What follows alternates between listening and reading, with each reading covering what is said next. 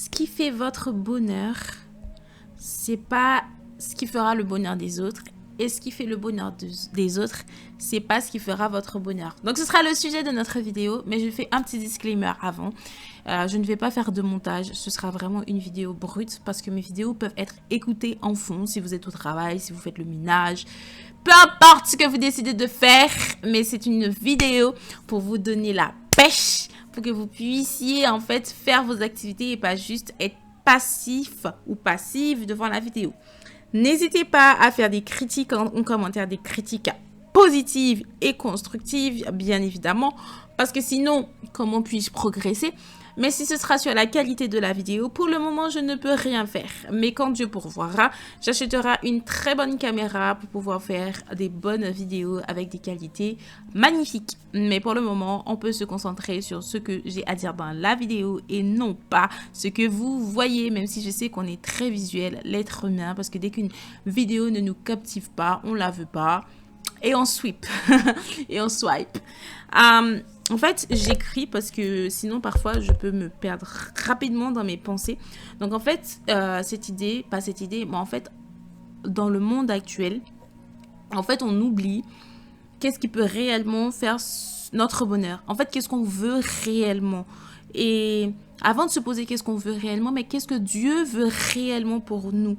Parce qu'en fait, le problème aussi qui se passe, c'est que souvent, on essaye de faire que nos plans deviennent les plans de Dieu. Pas que les plans de Dieu deviennent nos plans, mais que les plans qu'on a pour nous, qu'on veut pour nous, on essaie de l'imposer au plan de Dieu.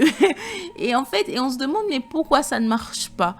Mais tout simplement parce que ce ne sont pas les plans de Dieu en fait. Essayez plutôt de regarder les plans de Dieu et que ça puisse convenir à votre vie. Et pas l'inverse, de forcer à Dieu. Parce qu'en fait, parfois, Dieu vous dit de faire telle chose. Si vous faites telle chose, vous aurez telle chose et telle chose. Et vous dites non. J'ai telle chose et je ferai telle chose. Non, en fait. C'est complètement illusoire de croire que vous allez en fait dire à Dieu, je fais ça. Si je fais ça, j'accepterai que je fasse ça pour toi. Enfin, c'est un délire quand même. Enfin, c'est comme dire, je vais aller au supermarché, etc., etc. Et après, je déciderai de naître. Voilà, on est complètement, ça n'existe pas. Avant déjà de pouvoir arriver au supermarché, vous êtes un fœtus, vous naissez, vous grandissez et après vous avez la capacité d'aller au supermarché. Je sais, c'est complètement aberrant l'exemple que je viens de donner, mais c'est exactement ce que vous faites, mais vous vous rendez pas compte. Donc en fait, le truc c'est que déjà vous devez déterminer qu'est-ce que Dieu veut pour vous, qu'est-ce que vous voulez, qu'est-ce que vous désirez, qu'est-ce qui vous fait vivre en fait, qu'est-ce qui vous permet en fait de vous lever tous les matins pour que vous soyez en bonne santé, etc. Parce qu'il n'est pas bien non plus d'être paresseux. Bon, c'est pas le sujet je pourrais faire une autre vidéo dessus, c'est d'un proverbe et tout, mais là aujourd'hui c'est vraiment votre bonheur. Qu'est-ce qui est la définition pour vous de votre bonheur? Certaines personnes, la définition de leur bonheur, c'est d'avoir un foyer, une maison, une voiture, et ça s'arrête là. C'est-à-dire qu'une petite maison, une petite voiture, une petite famille, et c'est tout. Et la définition de bonheur d'autres personnes, c'est d'être à la montagne, d'avoir une petite maison, d'avoir ce côté d'eau, etc. D'autres, c'est de vivre dans la ville et de gagner des millions d'euros. D'autres, c'est d'avoir la campagne et de gagner des millions d'euros. D'autres, c'est voyager. D'autres, c'est faire plein d'enfants.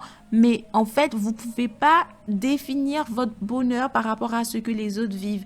Vous devez avoir votre conception de bonheur. C'est-à-dire que si vous voyez quelqu'un, par exemple, qui a une famille, etc., mais que vous aspirez à voyager, et en fait, vous n'allez jamais être heureux si au final, la société essaye de vous imposer que la définition du bonheur, c'est d'avoir un foyer et pas forcément de voyager. Bien évidemment, selon la Bible, oui, il faut avoir un foyer, nanana. Mais je veux dire, peut-être pas tout de suite. Peut-être qu'en fait, vous avez ce désir au fond de vous qui vous dit, mais je veux voyager, je veux profiter du monde, etc. Faites-le et après, vous vous poserez, vous ferez votre foyer, etc. Mais en fait, vous ne devez pas vous dire, non, en fait, ce que j'ai au fond de moi, je pense que ça ne correspond pas du tout à la société actuelle, à la définition de la société actuelle, du coup, je suis pas heureux. Ou même, que vous vivez une vie vraiment 10 000 à l'heure et qu'en fait, à certains âges, vous n'avez pas atteint ce que la société, la définition du bonheur de la société qui est d'avoir un foyer, etc. Et du coup, vous commencez à stresser et vous n'êtes pas heureux parce que vous ne rentrez pas dans les box de la société, dans les critères, dans les... Oui, à cet âge, tu dois avoir ci, tu dois avoir ça, tu dois posséder ci. Wow, là, laissez-nous tranquille en fait, laissez-nous tranquille. Par exemple, à mon âge, je sais que ça peut être frustrant de dire ah, tu n'es pas en couple, tu n'es pas... Oh, laisse-moi vivre, ok. C'est moi, je sais que ça me fait rien parce que je n'en ai rien à faire en fait, parce que moi, je sais ce que je veux au fond de moi. Et tant que moi, je suis dedans et que je suis alignée avec ce que je fais, tu peux me dire tout ce que tu veux, ça ne m'atteindra pas parce que je sais c'est quoi ma définition du bonheur. Alors, occupe-toi de ta définition du bonheur. Ta définition du bonheur n'est pas la mienne. Alors, n'essaye pas de m'imposer ta définition du bonheur. Et en fait, c'est ça le problème aujourd'hui, c'est que les gens essayent de nous imposer leur définition du bonheur, leur définition d'épanouissement. Donc, en fait, tant que vous ne saurez pas c'est quoi votre définition du bonheur, bon, en fait, vous n'allez pas être heureux. Même si vous allez faire tout, vous allez dire, mais c'est bizarre, j'ai tout, etc. Mais je ne suis pas épanouie, parce que ce n'est pas votre définition du bonheur, tout simplement. Vous pouvez avoir une famille, vous êtes heureux, etc. Mais en fait, c'est peut-être pas ça qui vous rendait heureux, mais vous l'avez fait parce que c'est la définition du bonheur de la société et vous vous êtes dit, en ayant ça, ben, je serai heureux. Bon, en fait, non, parce que vous ne saviez même pas en avant c'était quoi votre définition. Donc, pour moi, il n'est pas trop tard. Vous pouvez définir c'est quoi votre bonheur, mais en fait, évitez cela.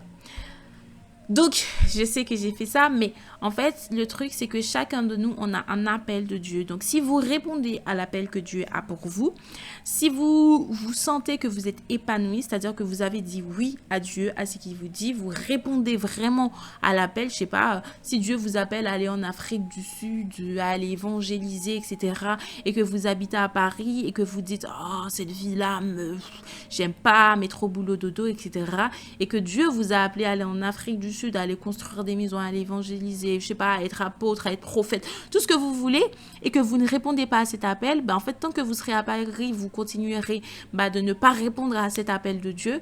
Mais en fait, ce qui va se passer, c'est que vous ne serez pas épanoui, vous ne serez pas heureux, et vous allez vous dire, mais c'est bizarre, j'ai tout à Paris, enfin, j'ai vraiment tout, je comprends pas pourquoi je suis pas heureux, parce que vous n'êtes pas dans votre appel. Votre appel, c'est d'aller en Afrique du Sud, à aller évangéliser. Je dis ça, mais j'en sais rien, mais ce que je veux vous dire, j'ai pris cet exemple-là. Peut-être qu'en vrai de vrai, cette vidéo atteindra vraiment quelqu'un qui son appel, c'est vraiment ça. Et ce sera peut-être son signe en plus que Dieu va lui donner pour aller faire cet appel que Dieu depuis tant d'années, il doit y aller. Et puis, elle doit y aller. Cette personne doit y aller et elle y va pas. Et en tombant sur cette vidéo, elle va dire, oh, ok, ok, j'ai compris, bah vas-y, tu vois. Donc, en fait, il faut pas avoir peur parce qu'en fait, quand Dieu t'appelle, en fait, il a déjà prévu la provision. En fait, tu dois pas te dire... C'est comme la manne dans Moïse. J'ai pas encore fini de lire l'histoire. Mais en fait, l'histoire dans Moïse, à un moment, en fait, le peuple, quand ils ont passé... Enfin, la mer, etc. Bref, quand ils sont sortis sous l'oppression de l'Égypte, à un moment, en fait... le peuple demandait, mais on va manger quoi? Et puis... Moïse leur disait, oui, demain, vous allez voir. Enfin bref, il leur donnait les passages qu'il faut et qu'ils auront à manger demain, etc. Et après qu'ils auraient... Enfin bref. Et du coup, il expliquait qu'il ne faut pas prendre plus, il ne faut pas prendre machin, il faut juste prendre la quantité qu'il faut. Et si vous preniez plus pour réserver pour demain, bah, ça pourrira. Bah, c'est la même chose. En fait, si Dieu vous appelle à partir dans tel pays et que vous ne le faites pas, parce que vous avez peur de tout quitter, parce que vous ne savez pas comment vous allez pouvoir répondre à ce besoin-là. Mais en fait, vous n'êtes pas dans le bon cheminement parce qu'en fait, ça fait comme si vous preniez la manne et vous le gardez pour demain. Mais du coup, ça ne sert à rien puisque ça pourrit en fait. Mais chaque jour, Dieu pourvoira parce qu'en fait, il sait ce dont vous avez besoin. Dans Matthieu 6. Donc vraiment, n'ayez crainte que Dieu sait ce dont vous avez besoin. Donc s'il vous demande de faire quelque chose, faites-le. Vraiment, Dieu, moi, il fait des choses dans ma vie, je me dis, wow, ok. Et sincèrement, je peux prendre encore cet exemple avec vous.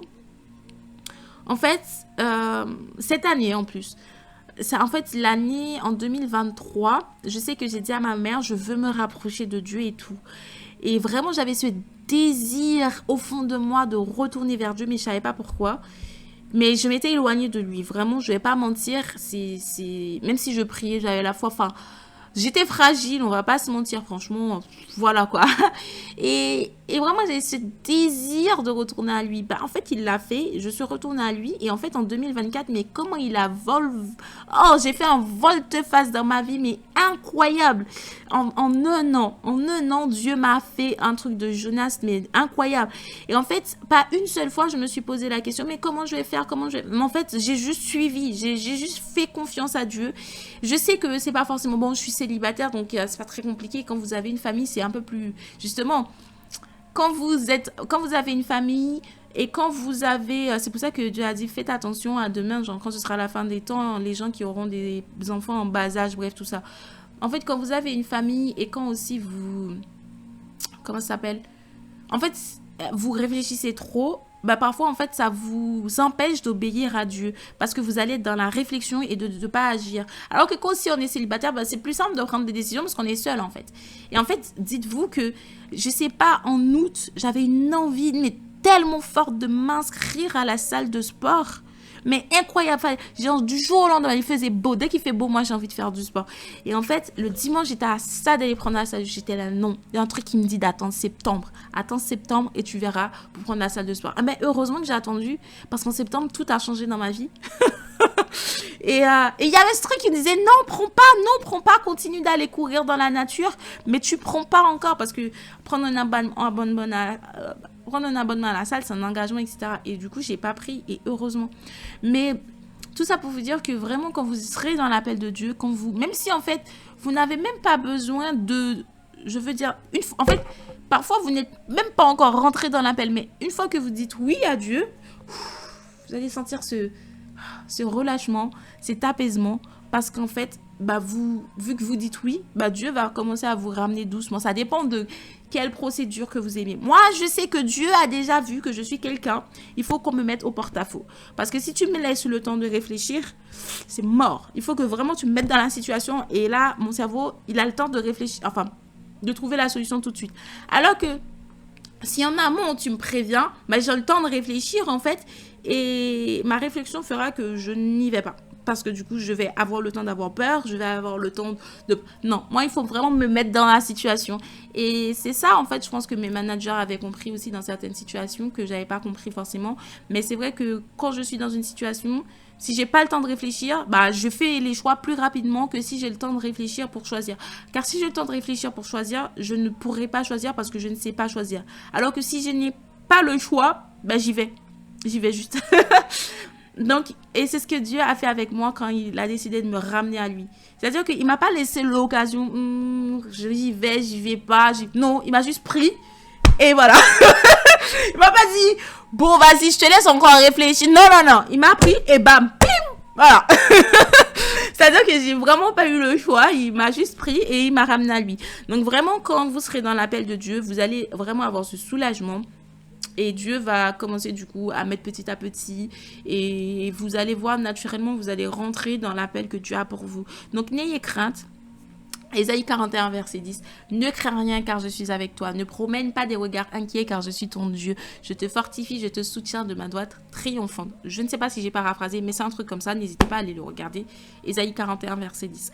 Pour essayer de ne pas me perdre dans mes idées, en fait, le truc, c'est que si vous n'êtes pas en paix avec vous-même, vous devez vraiment vous poser la question, suis-je dans l'appel de Dieu? Mais après, ne confondez pas ne pas être en paix et ne pas être en paix. C'est-à-dire que vous pouvez savoir que vous êtes dans l'appel de Dieu, vous n'êtes pas en paix, parce que bah, vous ne répondez pas correctement, mais vous êtes dedans.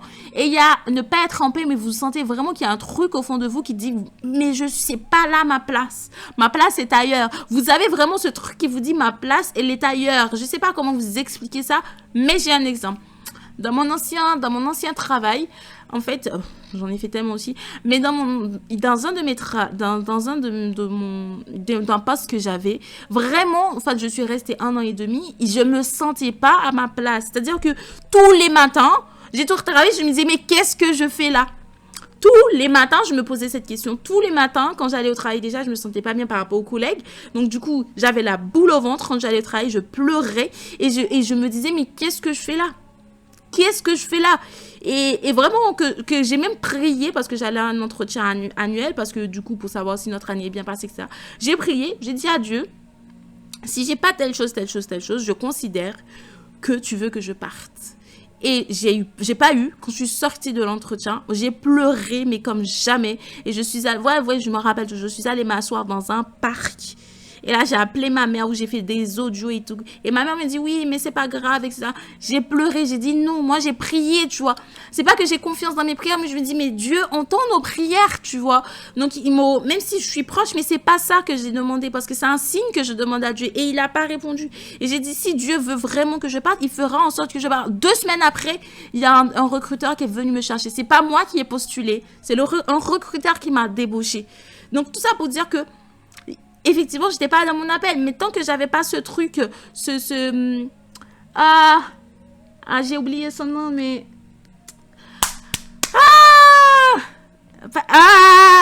Pénina, voilà. Si j'avais pas eu de Pénina dans ma vie, je ne serais pas où je suis actuellement. Donc parfois, vous n'aurez pas la paix parce que vous allez devoir avoir des Pénina dans votre vie. Donc Pénina, si vous ne savez pas, c'est la 2e femme du père de Samuel. Bref, en vrai, je vous raconterai dans une autre vidéo parce que sinon ce sera trop long. Mais en fait, vous allez avoir des péninas dans votre vie. Mais le fait d'avoir des péninas dans votre vie, c'est ce qui va vous permettre d'avoir la bénédiction. C'est ce qui va vous permettre d'accoucher. C'est ce qui va vous permettre en fait de rentrer dans votre appel. Donc, ce n'est pas bien grave d'avoir des péninas dans votre vie. Donc, vraiment, les péninas sont des personnes incroyables qui vous permettront de vous propulser parce que vous n'allez pas vous sentir à votre place, parce que effectivement vous ne serez pas à votre place parce que vous êtes appelé à être là. Et donc du coup ils vont vu qu'ils vont là, eh bien grâce à eux, pas à cause. Même si, en vrai, dans les faits, c'est à cause. Mais grâce à ces péninas-là, vous allez pouvoir y arriver plus vite à votre appel parce que vous allez implorer Dieu. Et du coup, vous allez dire, Dieu, je veux faire ci, ça. Donc, du coup, vous allez vous rapprocher encore plus de Dieu. Vous allez être plus intimiste avec lui. Donc, il faut des péninas dans votre vie. Oh Dieu, je sais que je suis en train de faire cette vidéo-là et que du coup, à chaque vidéo que je fais, je suis éprouvée. Mais j'ai déjà eu des péninas, donc j'espère que je n'en aurai pas d'autres tout de suite, tu vois. Parce que vraiment, à chaque vidéo que je vous fais, je suis éprouvée. Je suis éprouvée sur ce que je dis. Et voilà, donc c'est pour ça que je dis ça tout de suite. Alors, donc si vous êtes en paix avec vous-même, c'est que vous êtes vraiment au bon endroit et au bon moment. Et vraiment, demandez à l'Éternel si vous êtes sur la bonne voie. Donc l'Éternel, si je suis sur la mauvaise voie, conduis-moi sur la voie de l'éternité. Et c'est dans Psaume. Et je vous avoue que je ne me souviens pas, mais tapez, chercher. Être en paix ne veut pas dire que vous n'aurez pas de difficultés ni d'épreuves. Mais être en paix, c'est que vous embrasserez votre épreuve. C'est que en fait, vous saurez que Dieu est là pour préparer un moyen pour que vous vous en sortiez. Et d'ailleurs, on va aller dans 1 Corinthiens 10, verset 13. Comme ça, je vous le cherche. Je ne vais pas arrêter parce que là, je fais que vous donner des passages à moitié. Aucune tentation ne vous est survenue qui n'ait été humaine, et Dieu qui est fidèle ne permettra pas que vous soyez tentés au-delà de vos forces. Mais avec la tentation, il préparera aussi le moyen pour que vous en sortiez. C'est ça, le moyen d'en sortir afin que vous puissiez la supporter. Donc vraiment, faites confiance à Dieu, faites confiance que vous allez en fait vous en sortir. Et franchement, je sais qu'aujourd'hui, je suis au bon endroit et au bon moment, même si c'est dur le travail, même si je finis tard. Parfois, je finis à 20h et ça encore, c'est pas tard, hein, parce que dans mon travail, je finis à 23h, minuit, vraiment. Dites-vous, je finis tôt par rapport à certaines personnes. Mais je veux dire, par rapport à mes anciens, où j'étais avant, je finissais à 17h, parfois même 16h, je finissais. Et vraiment, c'est que dans les moments où c'était plus compliqué que je finissais à 20h. Mais là, c'était pas un truc quotidien. Donc, même si, genre, tous les jours, je sais que je finis tard, même si je sais que vraiment le travail, il est super challengeant, c'est vraiment difficile, j'ai l'impression de connaître rien, j'ai l'impression d'être inutile, mais il y a tellement de choses à apprendre, mais je sais que je sais pas comment expliquer, mais je suis au bon endroit, je suis au bon moment, malgré toutes ces difficultés-là, ben, je sais que je suis en paix. C'est-à-dire que j'ai même pas ce truc parce qu'avant, j'avais ce désir tout le temps de vouloir faire de l'argent. Alors qu'en vrai, il n'y a rien qu'à changer. Je gagne toujours exactement le même salaire. Pourtant, j'ai pas ce truc faire de l'argent. Mais je sais que je veux faire des choses qui, forcément, rapporteront de l'argent. Mais c'est pas la même façon. Je sais pas comment vous dire. Mais je sais que je suis en paix avec moi-même. Donc, je suis au bon endroit et je suis au bon moment. Et ça, c'est par la grâce de Dieu. Donc, vraiment... Et pendant des années, je savais que je sais pas comment vous expliquer, mais non. S'il y a quelque chose qui vous apporte pas la paix, même que vous soyez en relation avec quelqu'un, que vous soyez dans un travail, que peu importe avec votre famille, vous avez toujours ce truc la boule au ventre. Vous savez pas, quand vous parlez avec quelqu'un, vous avez peur de dire, vous n'êtes pas au bon endroit. Parce que quand vous serez au bon... Ça ne veut pas dire que vous n'aurez pas d'épreuves, encore une fois. Vous aurez des épreuves. Mais les épreuves que vous aurez, vous allez dire, ah, ça c'est rien. Dieu me permettra d'aller au-delà. En fait, vous allez pouvoir voir au-delà de l'épreuve que vous aurez. C'est-à-dire que vous allez voir que ça c'est rien en fait. Dieu va m'aider à m'en sortir. Ça c'est du pipi de chat en fait, cette épreuve-là. Même si aux yeux des autres c'est compliqué, mais en fait vous êtes optimiste. C'est-à-dire que vous voyez vraiment que vous allez être libéré de ce que vous êtes en train de vivre. Donc c'est que vous êtes au bon endroit. Le fait d'être au bon endroit au bon moment, ça ne veut pas dire que vous n'aurez pas d'épreuve, encore une fois. Mais en fait le fait d'être au bon moment, au bon endroit, ça veut dire que vous êtes en paix. Vous êtes en paix avec vous-même, vous vous sentez bien, vous avez votre bonheur. Encore une fois, ça rentre dans la définition du bonheur. Vous pouvez avoir votre définition du bonheur et que vous n'êtes pas encore dans votre bonheur. Hein. C'est-à-dire que moi, je sais ma définition du bonheur, c'est d'être dans un pays où il fait beau toute l'année. Par exemple, là, il y a eu du soleil 2 jours d'affilée, mais je suis tellement heureuse et épanouie. Et en fait, je me dis, malgré il fait froid, hein, il fait -1, -2, mais il y a du soleil, j'étais tellement contente, j'étais tellement bien. Parce que pour moi, ma définition du bonheur, c'est qu'il y ait du soleil, qu'il fasse beau, que j'aille dans la nature, parce que j'ai été faire une randonnée et tout, c'était trop bien, que je sois avec les bonnes personnes, que je discute avec les bonnes personnes, que j'ai tout ce dont j'ai besoin, même si je sais que bien évidemment je vais faire plus de choses plus tard, mais ma définition du bonheur, c'est d'être en contact avec la nature et de vraiment contempler les œuvres de l'Éternel pour aujourd'hui, même si je sais que plus tard je veux plus. Mais aujourd'hui, je suis satisfaite et je suis reconnaissante de ce que Dieu me donne parce que je suis en bonne santé déjà. Il faut être en bonne santé. Si vous êtes en bonne santé, vous avez tout gagné parce que la santé, vous pouvez avoir toute la richesse du monde. Si vous n'êtes pas en bonne santé, vous ne pouvez pas profiter de votre richesse. Pour moi, la première richesse que l'on a, c'est d'être en bonne santé, d'avoir sa famille en bonne santé et d'être intime avec Dieu parce que si vous cherchez la face de Dieu, vous êtes proche de Dieu, vous aurez tout. Vous aurez tout. Parce que vous pouvez tout avoir, mais si vous n'avez pas Dieu, vous n'avez rien. Parce qu'en fait, quand vous aurez des petites épreuves, en fait, dans certaines situations, l'argent ne peut pas forcément, oui, l'argent peut tout faire, mais vous ne serez pas forcément, vous aurez toujours ce vide que vous allez toujours vouloir compenser. Parce que c'est Jésus qui manque à votre vie. Et c'est Dieu vraiment. J'ai fait une vidéo là-dessus en plus. Donc c'est vraiment Dieu qui manque à votre vie. Donc vous pouvez avoir tout. Et vous dites, mais je ne comprends pas. J'ai tout, mais il manque toujours un truc. Posez-vous la question. Êtes-vous proche de Dieu? Êtes-vous discipliné pour pouvoir être proche de Dieu? Parce qu'il y a des jours, il ne se passera rien. Vous allez prier, il ne se passera rien. Il ne se passera rien. C'est comme les tours de... la tour de Babel.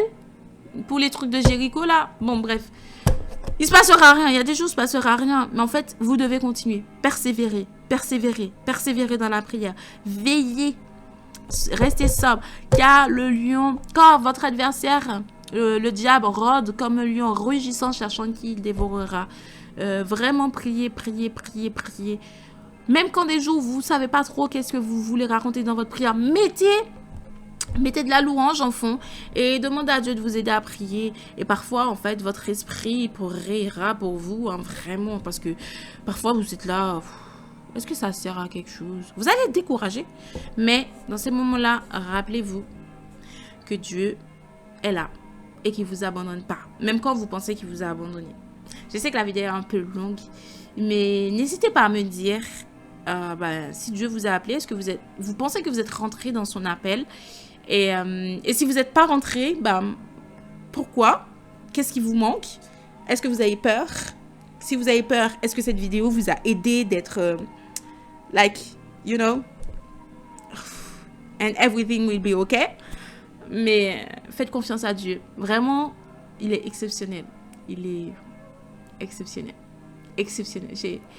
Il a de l'humour, mais il est exceptionnel. Il a créé l'humour, donc forcément, il a de l'humour, Dieu. Donc, vraiment, je vous envoie plein d'amour. N'hésitez pas à vous abonner, n'hésitez pas à mettre un like, parce que du coup, ça me permet de... Voilà, de savoir que mes vidéos sont quand même vues et que ça va. Et n'hésitez pas à me dire ce que vous en pensez en commentaire. Et je vous envoie plein d'amour, plein d'argent. Et surtout, prenez soin de vous comme à l'accoutumée.